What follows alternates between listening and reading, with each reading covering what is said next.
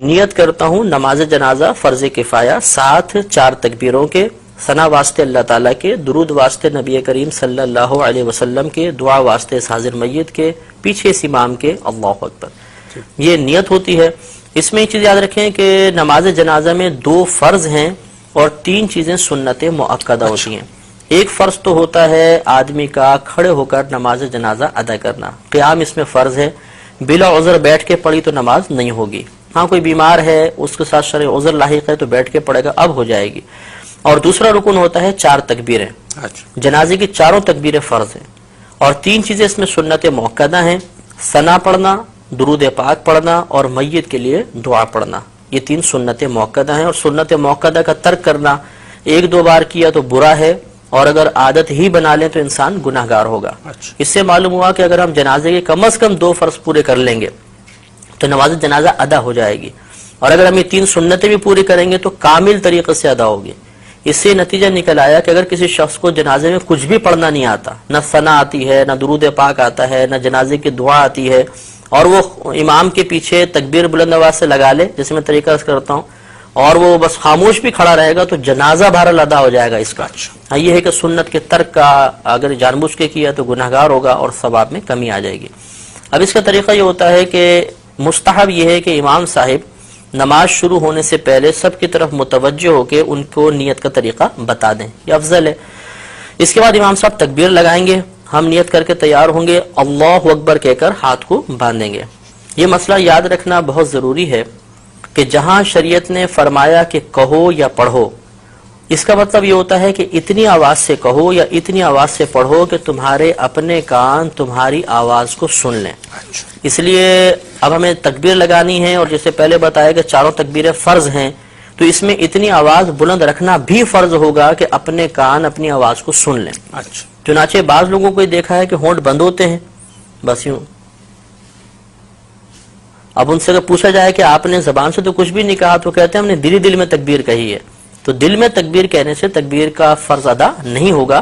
اس لیے امام صاحب تو بہت بلند آواز سے پڑھیں گے جہر کے ساتھ، ہمیں کم از کم اتنی آواز سے اللہ اکبر پیچھے کہنا ہے 4 تکبیروں میں کہ اپنے کان سن لیں، ورنہ فرض ادا نہیں ہوگا، اور فرض ادا نہیں ہوا تو یہ نماز بھی ادا نہیں ہوگی۔ اب اللہ اکبر کہتے ہوئے ہاتھ باندھیں گے، ہاتھ بالکل وہی نماز کی مثل باندھ کر سب سے پہلے ثنا پڑھیں گے۔ نماز فرض کی ثنا میں اور نماز جنازہ کی ثنا میں تھوڑا سا فرق ہوتا ہے۔ اس میں اس طرح ہم پڑھیں گے سبحانک اللہم وبحمدک وتبارک اسمک وتعالی جدک وجل ثناؤک ولا الہ غیرک۔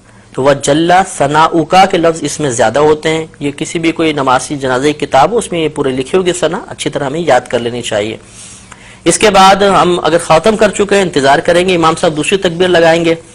یہ یاد رکھیں کہ نماز جنازہ میں فقط پہلی تکبیر میں ہاتھ اٹھانے، باقی آگے کی 3 تکبیروں کے اندر ہاتھ نہیں اٹھائیں گے، لیکن زبان سے اللہ اکبر کہا جائے گا۔ تو بغیر ہاتھ اٹھائے اب اللہ اکبر کہیں گے، اور اس کے بعد اب ہم درود پاک پڑھیں گے۔ اس میں وہی درود پاک پڑھنا افضل ہے جو ہم عام نمازوں میں پڑھتے ہیں، یعنی درود ابراہیمی۔ لیکن اگر کسی کو یہ یاد نہ ہو تو کوئی بھی درود پاک پڑھ لیں، بلکہ یاد ہو اس کے باوجود دوسرا درود پاک پڑھیں گے تب بھی نماز ہو جائے گی، اور افضل یہ تھا کہ درود ابراہیمی پڑھا جاتا۔ اس کو پڑھنے کے بعد اب تیسری تکبیر لگے گی، ہاتھ نہیں اٹھائیں گے لیکن زبان سے اللہ اکبر کہیں گے، اور اس کے بعد اب میت کے لیے دعا کریں گے۔ اگر نابالغ لڑکا ہے تو اس کی علیحدہ دعا ہے، نابالغ بچی ہے علیحدہ دعا ہے، اور بالغ مرد و عورت کی ایک ہی دعا ہوتی ہے۔ یہ دعائیں ہمیں نماز جنازہ کی کتابوں سے یاد کر لینی چاہیے۔ اگر بالفرض کسی کو یہ دعائیں یاد نہ ہوں تو کوئی بات نہیں، وہ کوئی بھی ایسی دعا کر لیں کہ جس میں امور آخرت کے بارے میں کچھ طلب کیا گیا ہو، دنیاوی کوئی چیز نہ طلب ہو رہی ہو، آخرت کے بارے میں، تو یہ ہم کوئی بھی دعا اس میں پڑھ سکتے ہیں۔ تو اس طرح ہماری نماز تقریباً مکمل ہو گئی۔ اب چوتھی تکبیر آئے گی، امام صاحب چوتھی تکبیر لگائیں گے، ہم نے ہاتھ نہیں اٹھانے لیکن زبان سے اللہ اکبر کہنا ہے، اور یہ اب سنت کریمہ ہے کہ جیسے ہی تو چوتھی تکبیر لگے اور سلام پھیریں تو ہاتھ کھول دیں، اور ہاتھ کھولنے کے بعد پھر السلام علیکم ورحمۃ اللہ، السلام علیکم ورحمۃ اللہ، دونوں طرف سلام پھیر دیا جائے گا۔